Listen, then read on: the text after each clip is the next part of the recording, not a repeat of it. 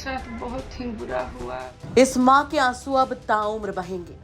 इस पिता का दिल अब अपने आखिरी समय पर भी कचोटेगा। नहीं भूल पाएंगे कभी वो मनहूस पल जब इन्होंने अपनी बेटी को उसके पैरों पर खड़ा करने के लिए बिहार के सासाराम से निकालकर उत्तर प्रदेश के काशी भेजा होगा, पढ़ने के लिए, कुछ बनने के लिए, अपना नाम बनाने के लिए और जिंदगी में इज्जत पाने के लिए। उन्हें क्या पता था कि उनकी जिंदगी की ऐसी भूल साबित होगी कि इसे वो लाख चाहने के बाद भी सुधार नहीं पाएंगे। वाराणसी के एक निजी इंस्टीट्यूट में नीट की तैयारी कर रही एक लड़की का अपनी जीवन लीला खत्म कर देने का मामला सामने आया है। ये बेटी बिहार से काशी आगे की पढ़ाई के लिए गई थी।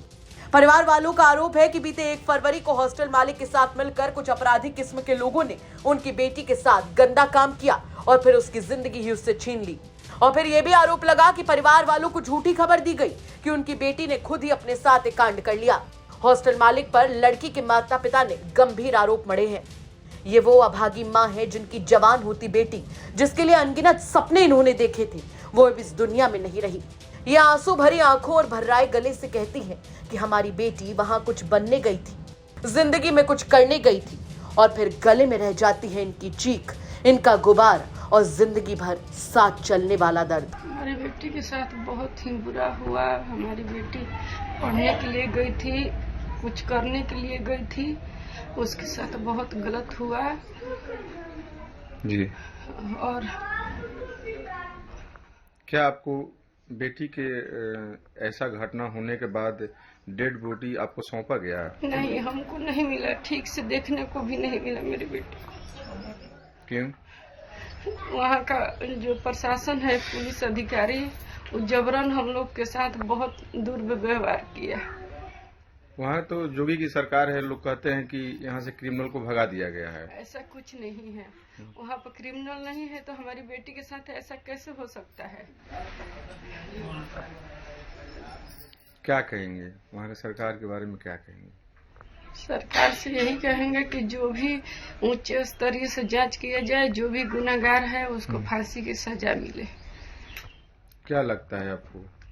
हमको इंसाफ चाहिए।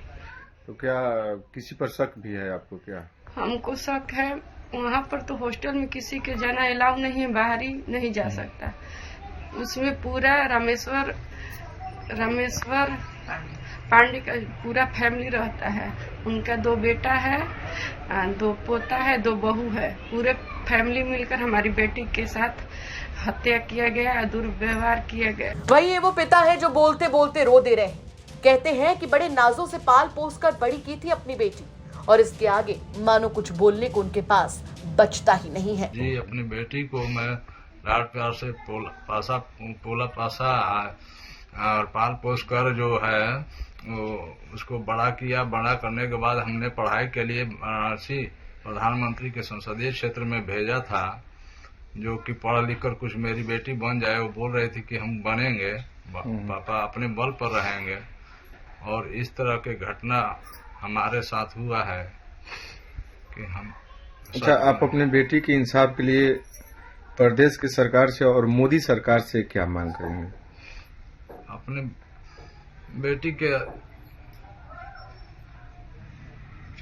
के जस्टिफाइड के लिए हम सरकार से, प्रधानमंत्री से और योगी आदित्यनाथ जी से मांग करेंगे कि हमारी बेटी को इंसाफ मिले और जो गुनाहगार है उसको फांसी की सजा हो, कम से कम फांसी की सजा हो। वहीं बिहार की बेटी के साथ यूपी में इतना बड़ा कांड हुआ तो बिहार उबल गया। ये तस्वीरें हैं सासाराम बिहार की, जहां लोग सड़कों पर उतर आए। उनकी आंखों में गुस्सा साफ नजर आ रहा है। वो गुहार लगा रहे हैं कि बिहार की बेटी को इंसाफ दो।